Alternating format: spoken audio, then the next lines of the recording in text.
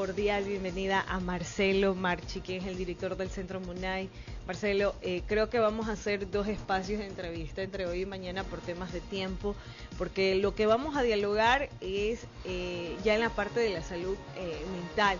Actualmente la crisis que estamos pasando los ecuatorianos, crisis energética, crisis de seguridad, ahora el tema de Quito, que es algo apocalíptico, devastador, ver esas imágenes desgarran el alma, y todo lo que conlleva, está generando una ola de preocupación en la ciudadanía, pero como una bolita de nieve, aumenta, porque la banca no perdona, porque en los trabajos el tema laboral, si la situación sigue así, quizás existan despidos masivos. Entonces, ya el hablar de salud mental, ¿qué deberíamos hacer? Es un tema bastante fuerte, bastante profundo y de mucho diálogo y sobre todo con pautas a seguir. Bienvenido. Gracias, Tania, Roberto, equipo de Radiovisión, por abrirnos nuevamente la puerta para poder hablar de estos temas que son tan importantes, porque no hay salud integral sin salud mental. Y como decías bien, ¿cómo entonces enfrentar el día a día con toda la incertidumbre que nos presenta la vida misma? Porque ahí describes una cuestión, digamos, de lo que es el mundo humano, ¿no? El sistema, la organización social, que tiene fallas, obviamente, porque somos seres humanos, ¿no es cierto? Por otro lado también está la vida misma, ¿sí? La vida que tiene como corolario la muerte, y de la que no queremos hablar. Entonces, entender de que todo este proceso que es la vida tiene un momento de ocaso y determinación, porque nos estresamos, bien decís, de pensar tanto, de darle importancia a cosas que son superfluas, secundarias, que no hacen a la vida misma, a la esencia de la vida. Entonces vivimos corriendo, vivimos ocupados, preocupados, pensando demasiado. Y ese es el mayor dilema que tenemos los seres humanos. Pensamos demasiado y mal. Entonces, yo me quedo, suspiro porque soy una de esas personas que piensa demasiado y que siempre está, creo que la ansiedad me consume, que mentalmente me generan varios escenarios sobre un tema específico y trato de actuar en consecuencia o evitar consecuencias, pero ¿eso qué resultado le genera a mi salud, no solamente mental, sino también física? Evidentemente está a la vista de pronto los resultados porque nos enfermamos, ¿sí? Hacemos síntomas de distintas maneras. ¿Y esto por qué? Porque no nos han educado, no nos han enseñado desde el hogar, ¿sí? Porque no es solo la escuela, el colegio, la universidad la responsable de esta labor, ¿sí? Porque ahí tenemos que tener claro de que nos van a instruir técnicamente para ser hábiles en una función. Pero para ser humano, ¿quién nos educa? ¿Quién nos forma? Marcelo, pero si nosotros comenzamos a poner una barrera, decir no puedo, no quiero, no es mi competencia, no lo haré, eso no genera una percepción de esquiva, no se presta para decir no, es que no tiene predisposición, no está comprometido. En el caso de un trabajo, no tiene la camiseta de la empresa, que es muy común. O en el caso de la familia, es que a esa persona no le importa. Hay un límite para todo y tenemos que tener claro, presente, porque eso se llama amor propio, autoestima, el saber dónde está nuestro límite, porque el bienestar, cuando se pone en juego, nuestra salud se pone en juego, ahí tenemos que saber parar, decir que no, porque perdemos el equilibrio y esto es algo fundamental que debemos aprender, a reconocer nuestras emociones, nuestros sentimientos, como también cuando nos falta el aire, o necesitamos ir al baño, como necesitamos comer, tomar agua.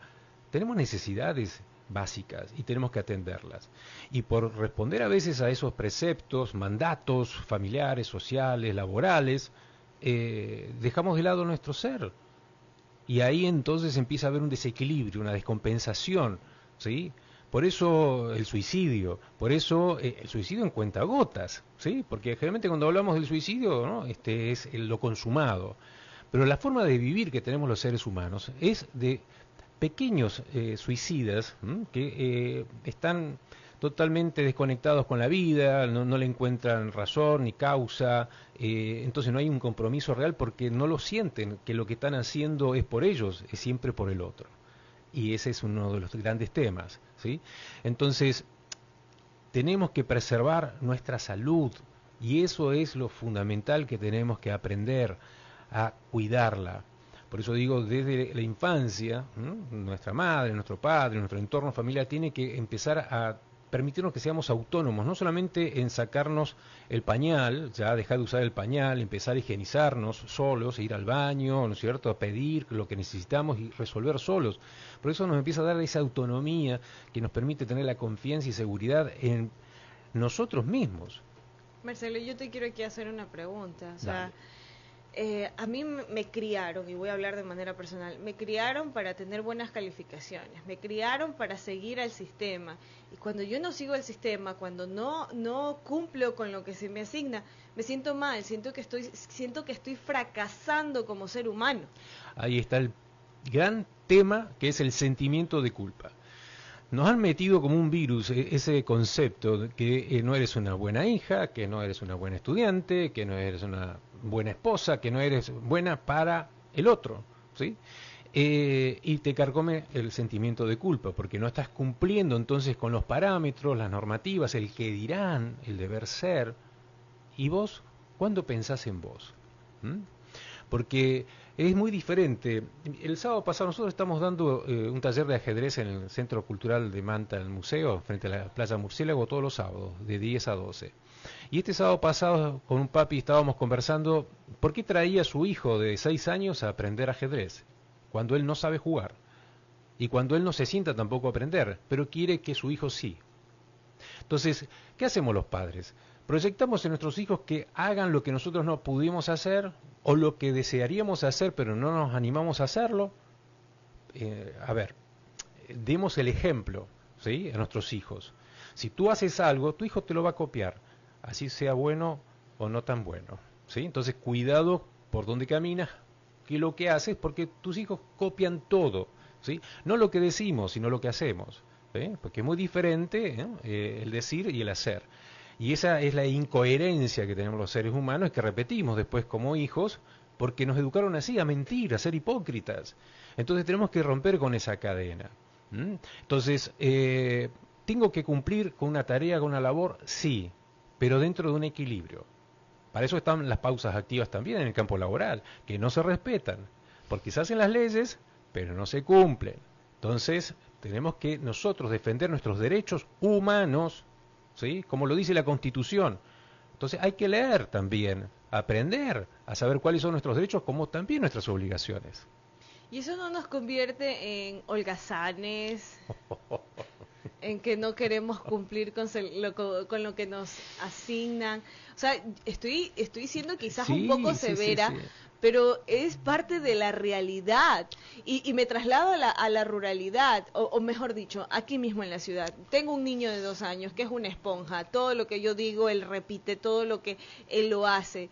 Pero si yo lo dejo que se ensucie, que juegue, que disfrute de la tierra, que coja los animales y no lo baño, no lo limpio porque estocó o algo por el estilo, ay, es que es una madre despreocupada, es una madre que no está atento, y si se mete la mano en la boca, entonces comienzan las lluvias de comentarios de todo el mundo. Errados, porque terminamos utilizando preceptos y prejuicios desde una cultura, digamos, que es consumista, que es destructiva, porque fíjate, con ese mismo concepto talamos los árboles, destruimos nuestra naturaleza porque no queremos ver suciedad por ahí. Entonces encementamos toda la ciudad, ¿sí? Porque no nos gustan ver hojas, ¿sí?, por el suelo. Y no nos damos cuenta que eso nos está desconectando con nuestra propia naturaleza. Entonces, despertemos, ¿sí? No nos dejemos llevar por este deber ser, ¿no?, porque es como el actor que se come el personaje, cree que es el personaje y no lo somos, ¿sí? Tenemos que cumplir con normas y pautas, digamos, en las que tenemos que convivir, pero sin perder de vista, digamos, dónde está el equilibrio. Entonces, el que dirán, ¿sí?, uno tiene que también saber trabajarlo íntimamente para no dejar que nos avasallen con esas ideas que, si no las compartimos, tenemos que plantearlo, decir que no estoy de acuerdo, simple. Entonces, dentro de ese estatus de respeto social, ¿sí?, podemos hablar de distintas religiones, de distintos partidos políticos, de equipos de fútbol, de lo que quieras, pero siempre dentro del respeto, ¿sí? Entonces, totalitarismo no, autoritarismo no, ¿sí? Porque la homogeneización de la cultura es el mayor daño que hemos hecho, ¿sí? Porque se llama etnocentrismo eso, ¿sí? Entonces, hay que desmistificar ello. Hay que empezar a replantearnos qué es lo que realmente somos, qué es lo que realmente es válido y útil, digamos, naturalmente hablando, ¿no? Porque si no, seguimos en esta vorágine tecnológica de estar avasallando la misma selva, ¿sí? Por un progreso, por un desarrollo, por la civilización.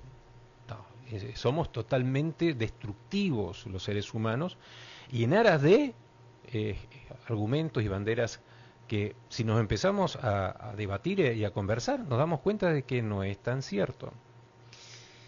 Ayer les confieso, y lo hago públicamente, se me salían las lágrimas de ver las imágenes de lo que está pasando en Quito, cómo se están devastando tantas áreas protegidas, tantos animales, un caballo que en la desesperación pasó por una situación muy compleja, un niño de 11 meses quemado, quemadura de 2º grado, casas totalmente incineradas.